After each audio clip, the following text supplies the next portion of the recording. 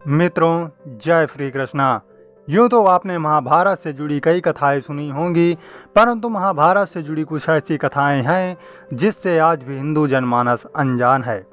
इस एपिसोड में हम महाभारत काल में दिए गए 3 प्रमुख श्राप के बारे में बात करेंगे, जिसका भुगतान आज भी लोग बाग कर रहे हैं। महाभारत में दिया गया पहला श्राप था युधिष्ठिर द्वारा स्त्री जाति को दिया गया श्राप। महाभारत में दिए गए श्रापों में युधिष्ठिर का स्त्री जाति को दिए गया श्राप सर्वविदित है। महाभारत में वर्णित कथा के अनुसार जब कुरुक्षेत्र में युद्ध के दौरान अर्जुन ने महारथी कर्ण का वध कर दिया, तब पांडवों की माता कुंती उसके शव के पास आकर विलाप करने लगी। यह देखकर पांडवों को बड़ा ही आश्चर्य हुआ कि आखिर ऐसी क्या बात है जो हमारी माता हमारे शत्रु के शव पर अपना आंसू बहा रही हैं। तब ज्येष्ठ पांडव युधिष्ठिर ने अपनी माता कुंती के पास गए और उन्होंने देवी कुंती से पूछा, माता क्या बात है जो आप हमारे सबसे बड़े शत्रु कर्ण के शव पर विलाप कर रही हैं। तब देवी कुंती ने बताया कि पुत्रों, जिसे तुम अपना सबसे बड़ा शत्रु समझते रहे हो, वास्तव में वह तुम्हारा सगा बड़ा भाई था। कर्ण राधे नहीं बल्कि कौंतेय था। अपनी माता के मुख से ऐसी बातें सुनकर पांचों पांडव दुखी हो गए।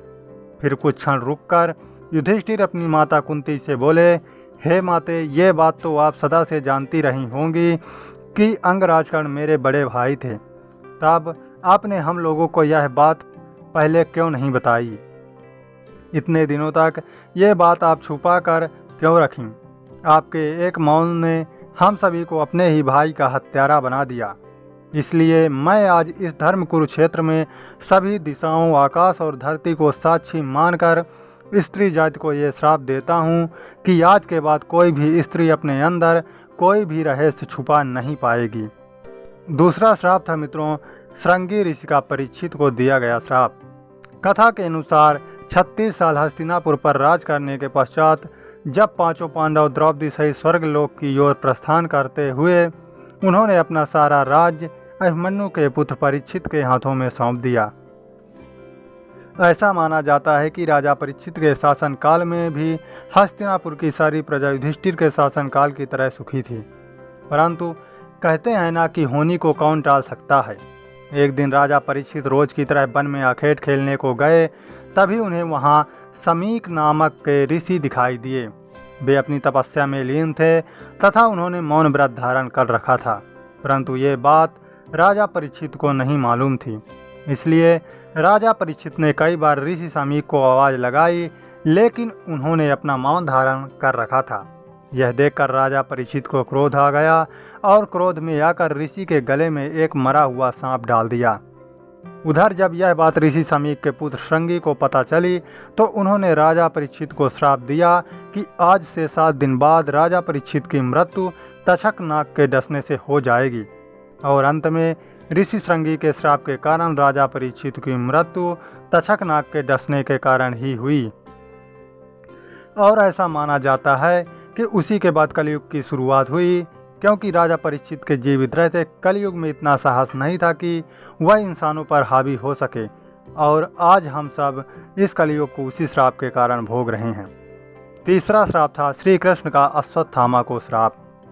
महाभारत युद्ध के अंतिम दिन जब अश्वत्थामा ने धोखे से पांडव पुत्रों का वध कर दिया और बात का पता जब पांडवों को चला, तब पांडव भगवान श्री कृष्ण के साथ अश्वत्थामा का पीछा करते हुए महर्षि वेदव्यास के आश्रम पहुँचे। पांडवों को अपने सामने देख अश्वत्थामा ने अर्जुन पर ब्रह्मास्त्र से वार कर दिया। यह देख श्री कृष्ण ने अर्जुन को ब्रह्मास्त्र चलने को कहा, जिसके बाद अर्जुन ने भी अश्वत्थामा पर ब्रह्मास्त्र छोड़ दिया। परंतु महर्षि व्यास ने बीच में ही दोनों अस्त्रों को टकराने से रोक लिया और अश्वत्थामा एवं अर्जुन से कहा कि तुम लोग ये नहीं जानते कि ब्रह्मास्त्र के आपस में टकराने से समस्त सृष्टि का नाश हो जाएगा, इसलिए तुम दोनों अपने अपने ब्रह्मास्त्र वापस ले लो। तब अर्जुन ने अपना ब्रह्मास्त्र वापस ले लिया, लेकिन अश्वत्थामा ने महर्षि से कहा कि मेरे पिताजी ने इसे वापस लेने की विद्या नहीं सिखाई है, इसलिए मैं इसे वापस नहीं ले सकता हूँ। इसके बाद ब्रह्मास्त्र की दिशा बदलकर अभिमन्यु की पत्नी उत्तरा के गर्भ की ओर कर दी। यह देख भगवान श्री कृष्ण ने अश्वत्थामा को श्राप दिया कि तुम 3000 वर्ष तक इसी पृथ्वी पर भटकते रहोगे, किसी भी जगह किसी पुरुष के साथ तुम्हारी बातचीत नहीं हो सकेगी। तुम्हारे शरीर से पीप और लहू की गंध निकलेगी, इसलिए तुम मनुष्यों के बीच नहीं रह सकोगे, दुर्गम वन में ही पड़ी रहोगे। और इसी कारण आज भी ये माना जाता है कि अश्वत्थामा अभी भी जीवित हैं। मित्रों, ये थे मुख्य 3 श्राप जो महाभारत काल में दिए गए। तो यह जानकारी आपको कैसी लगी कमेंट करके हमें ज़रूर बताएं। नए हैं तो चैनल को सब्सक्राइब जरूर कर लें। जय श्री कृष्णा।